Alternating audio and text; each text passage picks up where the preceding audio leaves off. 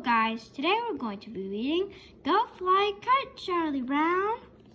Today the sky is blue, the sun is shining, there's a strong breeze. It's a perfect kind of day for Charlie Brown's favorite activity, flying a kite. Charlie Brown arrives at an empty field except for one innocent-looking tree. He starts to run with his kite, and just about to catch a gust of wind, he feels a sharp tug on the string. Charlie Brown turns to see and finds it stuck on a tree on the tree's branches. Ah! Charlie Brown groans. He knew it was a kite-eating tree. He shouts. Now look, tree. That's my kite. You got up there, and I want it back, he says, shaking his fist.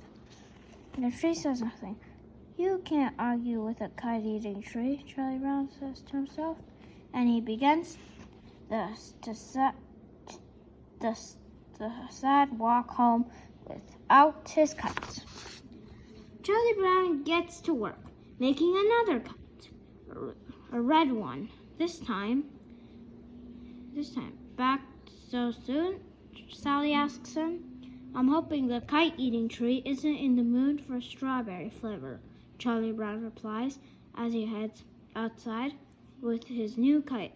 Everybody likes strawberry flavor, Sally says. Don't they? And sure enough, as soon as Charlie Brown starts running with his red kite, he feels that familiar tug on the end of a string. The tree had eaten his kite again. Now Charlie Brown is really angry. If you don't let go of that kite, he yells, I'll kick you right in the stomach. The tree says nothing, so Charlie Brown marches over and kicks the trunk as hard as possible. But the tree still doesn't give up the kite. And now Charlie Brown's foot hurts. The kite-eating tree have hard stomachs, he says. Charlie Brown goes home and makes even more kites, yellow, green, and orange ones. Why are you making so many kites? Sally asks.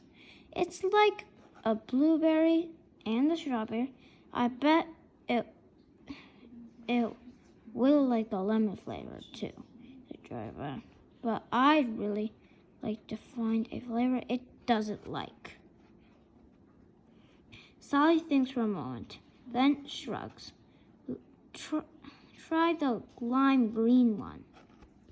Charlie Brown, along with Snoopy, heads back to the field with the yellow and green kites. Soon they flies around the kite with Charlie Brown. Charlie Brown flies the green kite, or tries to anyway. The tree quickly eats Charlie Brown's kite as usual, but he is surprised to see Snoopy is flying the yellow kite high up in the air. What did you expect? Thinks Snoopy. I'm the world's greatest kite flyer. I guess the tree doesn't like lemon flavor at all, Charlie Brown says. I need to take a note of that. But when Charlie Brown attempts to fly the yellow kite, it seems to eat any kite. Charlie Brown is flying. I can't stand it. I just can't stand it, Charlie Brown exclaims. What would you do if I decided not to fly anymore? Not to fly any more kites this year, he asked the tree.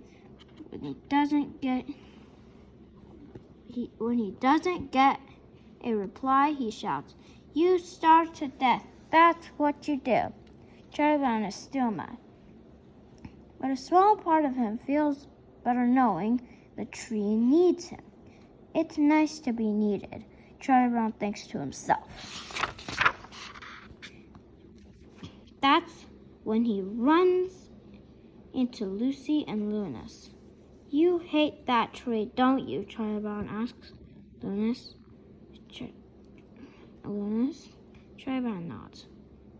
You know why I really hate it? Because it's greedy.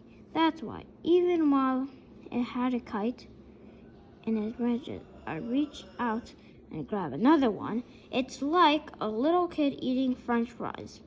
This one is never enough.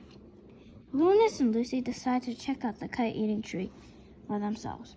Don't get too close, warns Charlie Brown. They'll walk away. When she sees the tree, Lucy gets an idea. If the kite-eating tree eats kites, maybe it also eats dirty blue baby blankets. That's certain. Her little brothers needs to stop carrying it everywhere. She thinks she won't. I don't want to live in the world where a kite-eating tree exists, said Luna sadly, as he looks at the pieces of the kite poking out of the tree. That's when Lucy takes his blanket and feeds it into the kite-eating tree, which gobbles it right up. Luna stands in shock from it. My own sister threw my blanket into a kite-eating tree. He wails and runs into Charlie Brown and Snoopy and asks for help. Snoopy immediately puts on his rescue squad hat. Here comes the captain of the rescue squad, shouts Charlie Brown. He is going to save Luna's blankets. That silly beagle won't be able to save anything, says Lucy. She starts climbing the trunk. Beagles can't climb trees. Why am I doing this? He thinks as he slides into the ground with a loud thud. No, I'll never get my blanket, cries Lunas, just like Charlie Brown will never get his kite back. Stand back, everyone, Lucy says. I exasperated. I'll get your silly blanket back. Then she yells at the cutting tree. You give me that blanket right now. Do you hear me? It may be babyish, but my brothers and I shouldn't haven't let you eat it. The tree shudders and Lunas's blanket falls out, along with several old chewed up kites. I thought I'd never see my blanket again, says Lunas, hugging it close. Look, Charlie Brown, there's a good kite left.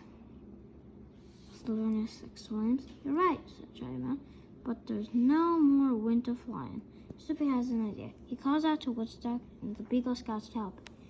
Look, Snoopy, cries Charlie Brown. For once I got the better kite in tree. Finally, I'm flying a kite. Snoopy raises his eyebrows. Sort of, Charlie Brown adds when he realizes how his kite's flying.